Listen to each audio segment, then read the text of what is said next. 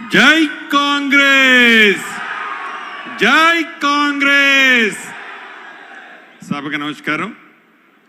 వేదిక మీద ఉన్న మనందరి అభిమాన నాయకులు, రాష్ట్ర ముఖ్యమంత్రి వర్యులు పెద్దలు రేవంత్ రెడ్డి గారికి, ఈ కార్యక్రమానికి అధ్యక్షత వహిస్తున్న స్థానిక శాసనసభ్యులు మొరలన్నకు, అదే రకంగా మనందరి అభిమాన party Congress party parliament Mahabubnagar మహబాద్ పార్లమెంటు అభ్యర్థి బలరాం నాయక్ గారికి, పెద్దలు తుమ్మల నాగేశ్వరరావు గారికి, సీతక్క గారికి, ఇంకా సహచర శాసనసభ్యులు ఉన్నారు వారందరికీ, వేదిక మీద ఉన్న కాంగ్రెస్ పార్టీ వివిధ హోదాల్లో ఉన్న నాయకులందరికీ, వేమి నరేంద్ర రెడ్డి అన్నకు, అదే రకంగా ఏఐసిసి సెక్రటరీ గారు రోహిత్ చౌదరి గారు, వేదిక ముందున్న కాంగ్రెస్ కుటుంబ సభ్యులందరూ, ప్రింట్ అండ్ ఎలక్ట్రానిక్ మీడియా మిత్రులు, సేనా రామ్ రామ్. చాలా సంతోషం. ముఖ్యమంత్రి గారి సమక్షంలో వేలాదిగా మీరు ఏదైతే ఆనందాన్ని వెల్లబుస్తూ బలరామన్న నాయకత్వాన్ని రాబోయే పార్లమెంటు ఎన్నికల్లో భారతదేశ ప్రధానిగా రాహుల్ గాంధీ గారిని చేసే దాంట్లో భాగంగా మహబాద్ పార్లమెంటు నుంచి బలరాం నాయక్ గారిని అత్యధిక మెజార్టీతో పంపిస్తామని మీ సంతోషంతో తెలియజేసినందుకు మనస్ఫూర్తిగా మీ అందరికీ హృదయపూర్వక అభినందనలు, కృతజ్ఞతలు. దేశం కోసం ఆనాడు ఇందిరాగాంధీ గారు, రాజీవ్ గాంధీ గారు ప్రాణాలు అర్పించిన సంగతి మీకు తెలుసు. 2 సార్లు రాహుల్ గాంధీ గారు ప్రధానమంత్రి అయ్యే అవకాశం వచ్చినా తను ప్రధానమంత్రి కాకుండా మన్మోహన్ సింగ్ గారిని ప్రధానమంత్రిని చేసి ఈ దేశ ప్రజల మనోభావాలను గౌరవించిన మహానుభావుడు రాహుల్ గాంధీ గారు. అటువంటి రాహుల్ గాంధీ గారిని శ్రీమతి ఇందిరాగాంధీ గారి మనవడు, రాజీవ్ గాంధీ గారి, సోనియా గాంధీ గారి కొడుకు రాహుల్ గాంధీ గారిని ప్రధానమంత్రి చేసే దాంట్లో ఈ మహబాద్ పార్లమెంటు ఓటుని, పార్లమెంటు సభ్యుడిని మంచి మెజార్టీతో మీరు ముందుగా గెలిపించాలని కోరుకుంటూ, ఏదైతే గడిచిన 10 సంవత్సరాల్లో ఈ రాష్ట్రానికి ముఖ్యమంత్రిగా పనిచేసిన కల్వకుంట్ల చంద్రశేఖరరావు గారు ఈ మధ్య ఒక మీటింగ్లో చాలా అవాక్కులు చవాకులు పేలుతున్నారు. మన గౌరవ ముఖ్యమంత్రి గారిని లిల్లీ పుట్టుతో సంబోధించి మాట్లాడుతున్నారు. ఈ వేదిక మీద నుంచి వారికి ఒక్కటే తెలియజేస్తున్నాను, ఇది వరంగల్ గడ్డ మీద నుంచి నేను మాట్లాడుతున్నాను. వరంగల్ మిరపకాయ అంటే ఏంటో నీకు తెలుసు. ఈ మిరపకాయ కారం ఎలా ఉంటుందో నీకు తెలుసు.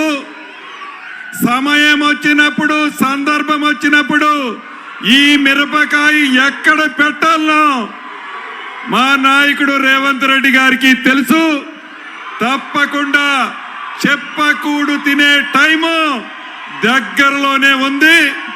నోరు అదుపులో పెట్టుకొని మాట్లాడాలని ఈ వేదిక మీద నుంచి ఛాలెంజ్ ఇస్తున్నాను. అంతేకాదు, ఆనాడు ఫోన్ ట్యాప్ చేసి మా వేదిక మీద ఉన్న ముఖ్య నాయకులే కాదు, వేదిక ముందున్న వేలాది మంది మీ అందరి ఫోన్ ట్యాపులు కూడా చేసిన ప్రబుద్ధుడు, ఆ ప్రబుద్ధుడు చిట్ట చివరికి మీరు మీ బిడ్డతో మాట్లాడినా, మీ భార్యతో మాట్లాడినా, మీ స్నేహితుడితో మాట్లాడినా మనిషి స్వేచ్ఛని హరించిన దౌర్భాగ్య ప్రభుత్వం గత ప్రభుత్వం. దాంట్లో ఒక్క కల్వకుంట్ల చంద్రశేఖరరావు గారే కాదు, ఆనాడు దాంట్లో పాలు పంచుకున్న ప్రతి ఒక్కరికి భవిష్యత్తులో శిక్ష తప్పదు.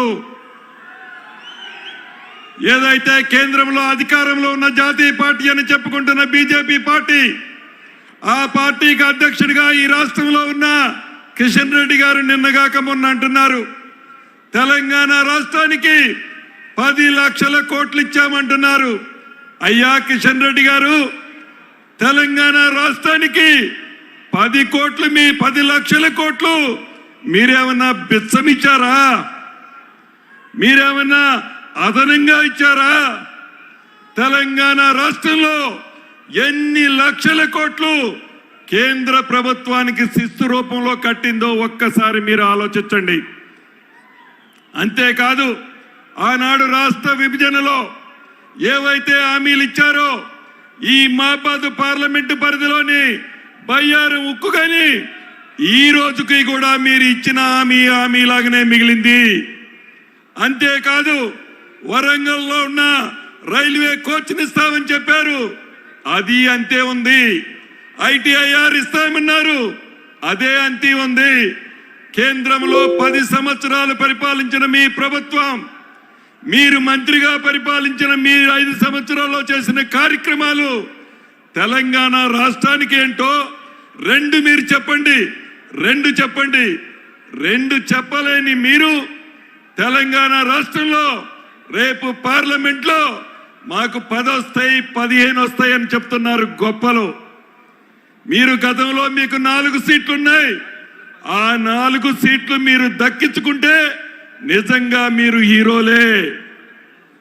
4 సీట్లు కూడా మీకు వచ్చే పరిస్థితి లేదు. తెలంగాణ ప్రజలు ఇందిరమ్మ రాజ్యాన్ని, ఇందిరమ్మ పరిపాలనని పెద్దల ముఖ్యమంత్రి గారు రేవంత్ రెడ్డి గారి నాయకత్వంలో చల్లగా ఉన్నారు. 6 గ్యారెంటీల్లో 5 గ్యారెంటీలు ఇప్పటికే ఈ ప్రభుత్వం ఇచ్చింది. భవిష్యత్తులో వచ్చే ఎన్నికల్లో తప్పకుండా మీ అమూల్యమైన ఓటు హస్తం గుర్తు మీదకి వేయాల్సిన అవసరం ఉంది. ఇంకొక విషయం చెప్పి ముగిస్తాను.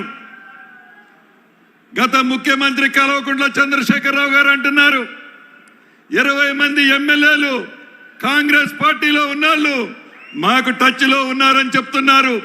కాంగ్రెస్ పార్టీలో ఉన్న మంత్రులు మాకు టచ్లో ఉన్నారని ఏది హాల్లో కూర్చొని పోరంబోకులు మాటలు మాట్లాడుకుంటూ కాంగ్రెస్ పార్టీలో ఉన్న ముఖ్యమంత్రి గారట బీజేపీలోకి పోతారట, శ్రీనివాస్ రెడ్డి గారట బీఆర్ఎస్ పార్టీలోకి పోతాడట.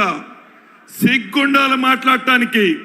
ఏమి నమ్మి నీ దగ్గర ఏమి విశ్వసనీయత ఉన్నదని నీ పార్టీలోకి వస్తారో ఒక్కసారి నువ్వు ఆలోచించుకోవాల్సిన అవసరం ఉందని ఈ వేదిక మీద నుంచి కల్వకుంట్ల చంద్రశేఖరరావు గారికి తెలుపుతూ, అదే రకంగా బీజేపీ పార్టీ కూడా గడిచిన 10 సంవత్సరాల్లో తెలంగాణని అన్ని రకాలుగా విస్మరించింది. ఏ ప్రాజెక్టుకి, ఏ నీటిపారుదల ప్రాజెక్టుకి కూడా ₹1 ఈయన ఆ ప్రభుత్వానికి, ఏ పార్టీగా ఉన్న బీజేపీ పార్టీకి, బి పార్టీగా ఉన్న బీఆర్ఎస్ పార్టీని 2 పార్టీలని చిత్తుగా ఓడించి అత్యధిక ఓట్లతో మన బలరామన్నని మంచి మెజార్టీతో గెలిపించాలని కోరుకుంటూ జై కాంగ్రెస్. థ్యాంక్ యూ అన్న.